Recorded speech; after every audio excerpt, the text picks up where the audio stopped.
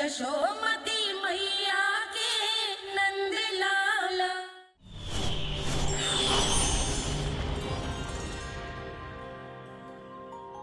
श्री नारायण के वाहन पक्षीराज गरुड़, मैं संपूर्ण सर्प जाति की ओर से आपसे एक निवेदन करने आया हूँ। कहिए, क्या कहना चाहते हैं आप? हे पक्षीराज, यदि आप हम पर ऐसे ही आक्रमण करते रहे तो शीघ्र ही हमारी प्रजाति समाप्त हो जाएगी। इसीलिए हमारी आपसे विनती है, यदि आप उचित समझें तो सर्पों के किसी एक घर से हम आपको एक सर्प प्रतिदिन अर्पित करेंगे। आप उसको आहार बनाइए और अन्य सर्पों को जीवित रहने का अधिकार दीजिए। मुझे स्वीकार है। तब से प्रतिदिन किसी एक घर से एक सर्प गरुड़ के भोजन के लिए भेजा जाने लगा। समय के साथ मेरे घर की भी बारी आई, परंतु मैंने एक बहुत बड़ी भूल कर दी। समय आ गया है स्वामी, आज गरुड़ के आहार के लिए इसे चुना गया है। कौन है यह गरुड़ और क्यों दूं मैं इसे कोई भेंट? स्वामी, सभी सर्प राज्यों और गरुड़ के बीच में यही समझौता हुआ है, हमें इसका सम्मान करना ही होगा। मैंने कोई समझौता नहीं किया, मैंने कोई वचन नहीं दिया और ना ही मैं किसी गरुड़ से भयभीत होता हूँ। यदि इस राज्य में किसी को सर्पों को अपना आहार बनाने का अधिकार है तो वो केवल मुझे है। अब से गरुड़ को दी जाने वाली हर भेंट मुझे दी जाएगी, महाविषधारी महान नागराज कालिया को। यह और कुछ नहीं, मेरा अभिमान था प्रभु, और ये मेरे इस जन्म की सबसे बड़ी भूल थी, क्योंकि फिर जब गरुड़ को इस बारे में पता चला तो। कालिया, अभिमान में आकर तूने अपने काल को ललकारा है। जिस कालिया के नाम में ही काल छिपा है, तू उसे ललकारने का दुस्साहस कर रहा है गरुड़। स्वयं को भगवान विष्णु का वाहन कहता है तो वाहन का ही कर्म कर। स्मरण रख, इस धरती के सर्वश्रेष्ठ योद्धाओं के लिए भी मैं मृत्यु का दूत हूँ। विनाश काले विपरीत बुद्धि। तुझ जैसे मूर्ख सदा इस युक्ति को सार्थक करते आए हैं। अपने विनाश को आमंत्रण किया है तो अब भोग।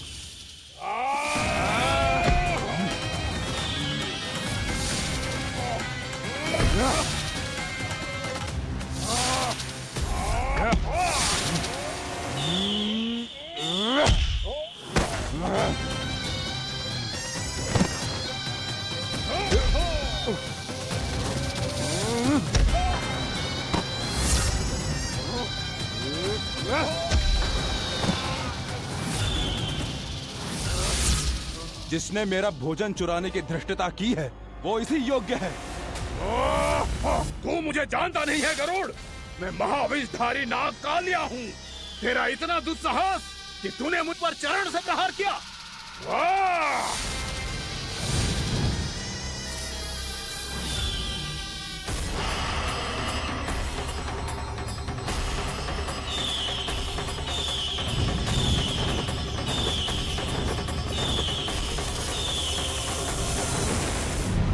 मैं अपने अभिमान में भूल गया था कि गरुड़ मुझसे कहीं अधिक शक्तिशाली है।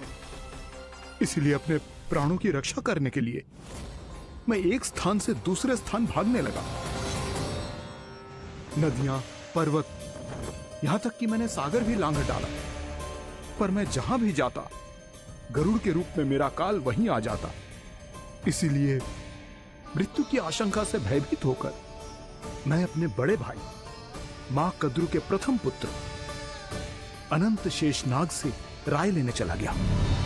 भैया, मैं यहां आपसे आपकी सहायता लेने आया हूं। मेरी एक छोटी सी भूल के कारण यह गरुड़ मेरा पीछा कर रहा है।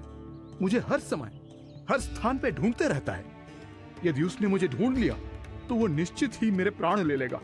मुझे कोई ऐसा स्थान बताइए जहां मैं अपनी पत्नी और अपनी संतानों के साथ शांति से रह सकूं। तुम यमुना नदी के किनारे वृंदावन क्षेत्र में जाके वास करो कालिया। गरुड़ वहां प्रवेश नहीं कर सकता क्योंकि उसे ऋषि सोबरी का श्राप मिला हुआ है।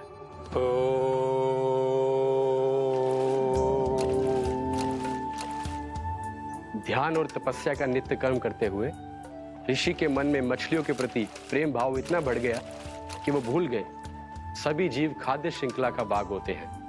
और मछलियां भी इस नियम की अपवाद नहीं है। उन्हें मछलियों की अटखेली इतनी अच्छी लगने लगी कि वो इस क्षेत्र के मछुआरों को भी मछली पकड़ने की अनुमति नहीं देते थे।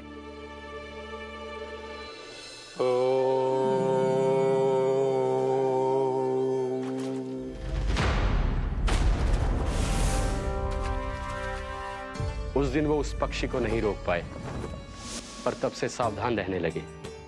यहां तक कि अपने साधना से भी अधिक ध्यान वो पक्षियों पर केंद्रित करने लगे। ठहरो! इसी क्षण अपनी चोंच में पकड़ी इस मछली को छोड़ दो। तुम्हें इन मछलियों का आहार नहीं करना चाहिए पक्षीराज। ये तो खाद्य श्रृंखला का नियम है ऋषिवर। यदि मैं इनका आहार नहीं करूंगा तो कोई और पक्षी कर लेगा। मैं अपने आनंद या प्रतिशोध के लिए इनके प्राण नहीं ले रहा। ये तो बस मेरा भोजन है। पर यह मेरा तपस्या स्थल है। तुम यहाँ शिकार करके मेरी साधना में विघ्न नहीं डाल सकते पक्षीराज। यदि आपकी यही इच्छा है तो मैं आज के बाद यहाँ नहीं आऊंगा।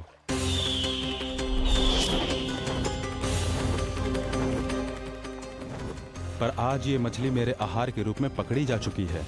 मैं वचन देता हूँ ऋषिवर, इस स्थान पर ये मेरा अंतिम शिकार होगा।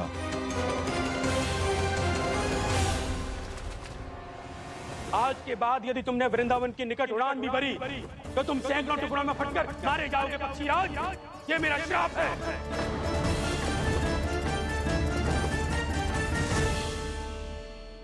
और इसीलिए भैया शेषनाग के सुझाव के अनुसार मैं यहां आ गया।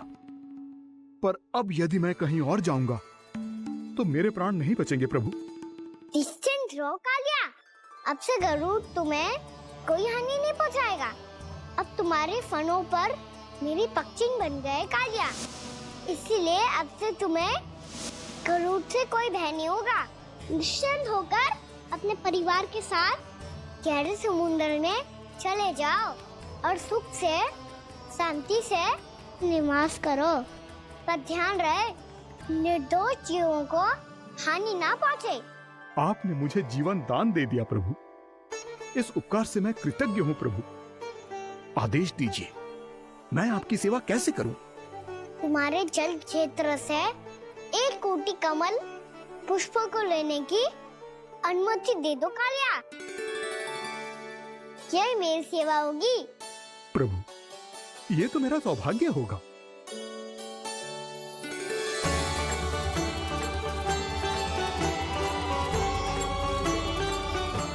1 कोटि के स्थान पर हम 3 कोटि कमल पुष्प ले आए प्रभु। मैं तुम्हारी सेवा भाव से प्रसन्न हुआ कालिया। रमनाक द्वीप पर चले जाओ ताकि तुम्हारे कारण फिर कभी किसी निर्दोष जीव को हानि ना पहुंचे और न ही तुम्हारा विष मेरे प्रिय यमुना नदी के जल को दूषित कर पाए। मैं तुम्हें आशीर्वाद देता हूँ। आज यहाँ मेरे द्वारा तुम्हें दिए गए इस आदेश का स्मरण जो भी भक्त करेगा और प्रातः काल और संध्या काल में इसका उच्चारण करेगा, उसे फिर कभी किसी संकट से कोई भय नहीं होगा।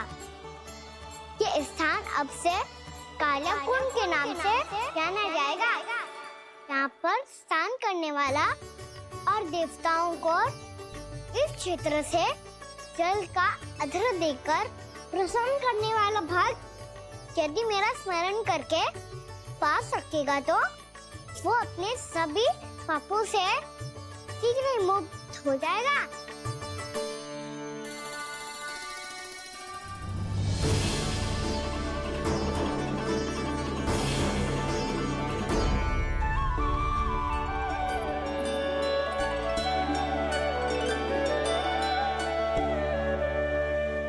कौन है जी भगवान जिसने अभी अभी कालिया जैसे विशाल विस्तर का सामना किया?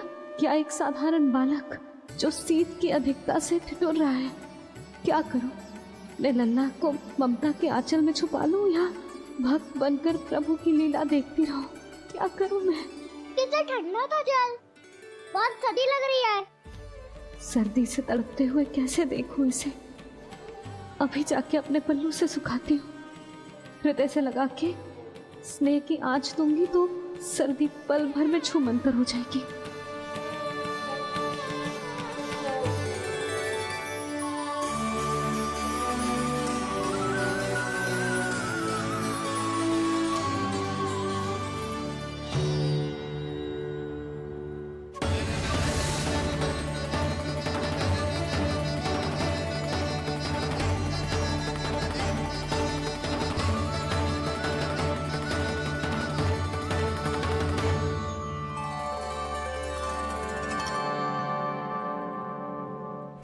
मेरी आवश्यकता ना है इसे। ये तो सच्ची में भगवान ही है, जिसकी ठंड दूर करने के लिए स्वयं द्वादश आदित्य प्रकट हो गए हैं।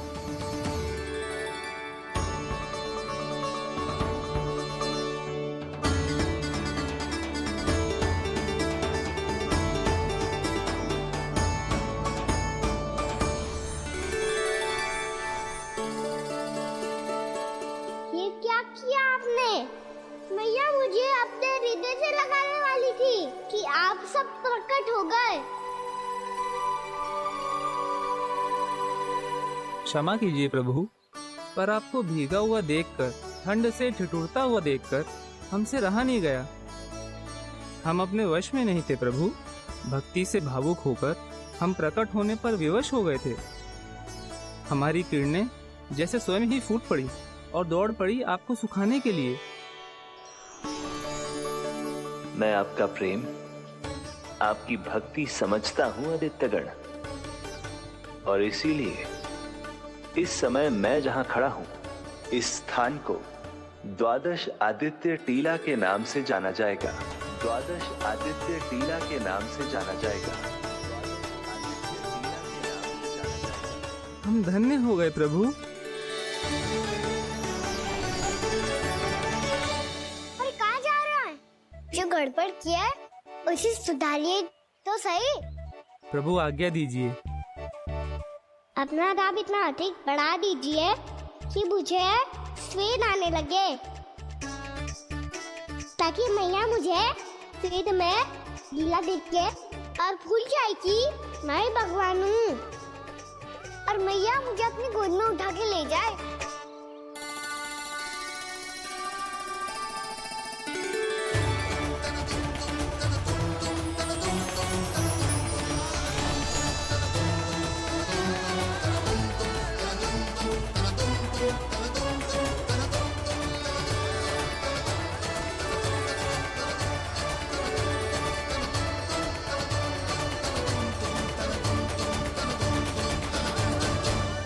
गर्मी क्यों लग रही है यहाँ? स्वेद की एक बूंद भी आती थी तो मैं अपना आंचल लेकर पहुंच जाती थी इसके पास। जानती ही नहीं थी कि ये तो स्वयं वायुदेव को आदेश दे सकते हैं कि वो बहने लगे और इसका सारा स्वेद सुखा दे। वायुदेव की आवश्यकता नहीं है मैया, मुझे आप ही चाहिए। लगता है जिस बात का भय था वही सत्य होने लगी है। भैया मेरे भगवान रूप को भूल नहीं पाएगी, और अब मेरे लिए उनके सत्य छुपा कर रख पाना कठिन हो जाएगा। कृष्णा कृष्णा हरे कृष्णा कृष्णा कृष्णा मुरली मनोहर कृष्णा गोपाला गोविंदा हे दामोदरा।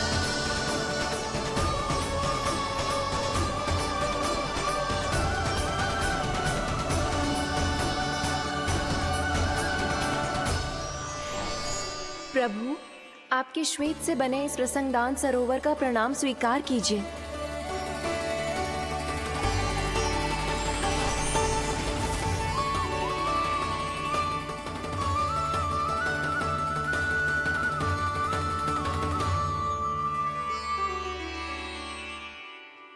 ओहो, इस चमत्कार को देखकर भैया को और भी अधिक विश्वास हो जाएगा कि मैं भगवानी हूँ। अब कैसे मनाऊं मैया को कि मैं इनका लाई हूँ। बाबा है ना, अब तो यही सहायता करेंगे। श्री कृष्णा गोविंदा हरे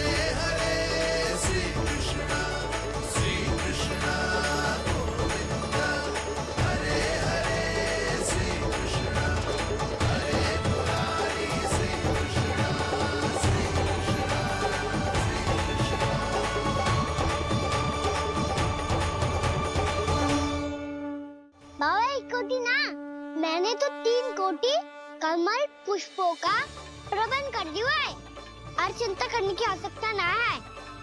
1 कोटि कमल के स्थान पर 3 कोटि कमल पुष्प मिल गए हैं। हाँ कान्हा, मैं उचित संदेश के साथ ये सारे पुष्प उस कंस के पास भिजवाता हूँ।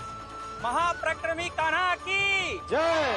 वृंदावन रक्षक कान्हा की जय। महाप्रक्रमी कान्हा की जय। भानु जी नंदराज, बाकी गांव वालों को लेकर ये सारे पुष्प इकट्ठा करो और कंस के दरबार में पहुंचाओ। जी।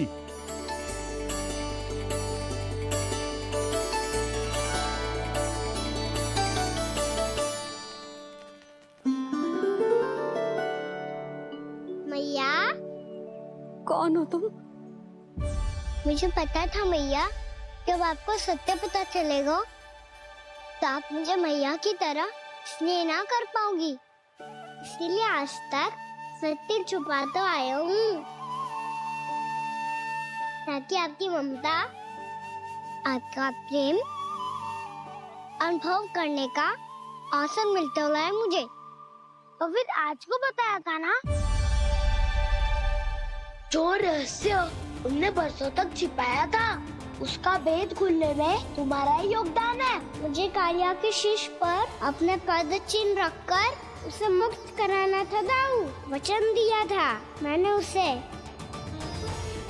इसके अतिरिक्त निर्दोष पशु पक्षियों के जीवन को कालिया के विष से ही बचाना था मुझे।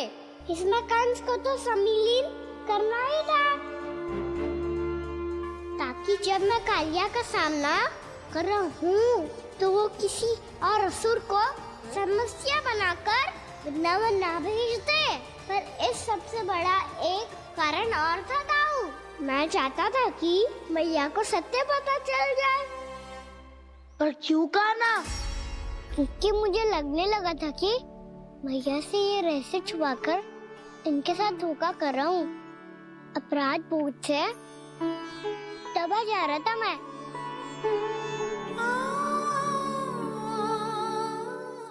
जो सत्य आपको, बाबा को, सभी को पता है, यहाँ तक कि मेरे सखा भी जानते हैं, वो सत्य मैंने मैया से छिपाया केवल इसी लोक में कि मुझे इनकी ममता प्राप्त होती रहे। पर ऐसा करके मैं अपने से निस्वार्थ प्रेम करने वाली मैया को धोखा दे रहा था। आप ही बताओ दाऊ, जो इस संसार में मुझसे सबसे अधिक भरोसा करता है, उसी के साथ छल कैसे कर सकता हूँ मैं? हाँ, मैं नारायण का अवतार हूँ, पर अपनी मैया का छोटा सा लल्ला भी तो हूँ।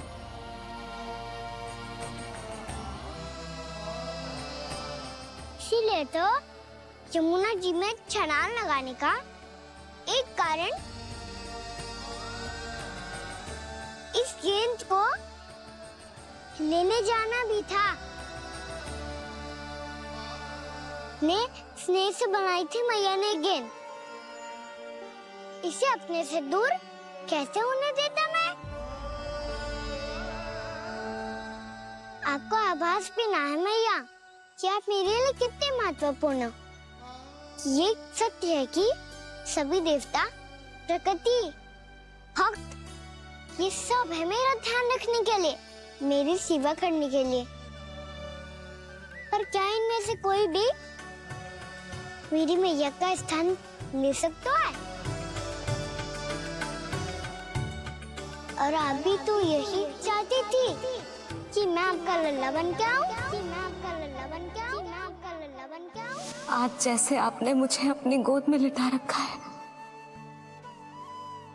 क्या कुछ ऐसा नहीं हो सकता कि शीघ्र ही मुझे आपको अपनी गोद में खिलाने का अवसर मिल जाए? मैया, नारायण का अवतार होना क्या इतनी बड़ी समस्या है कि आप हृदय से भी राह लगा सकते? मैया,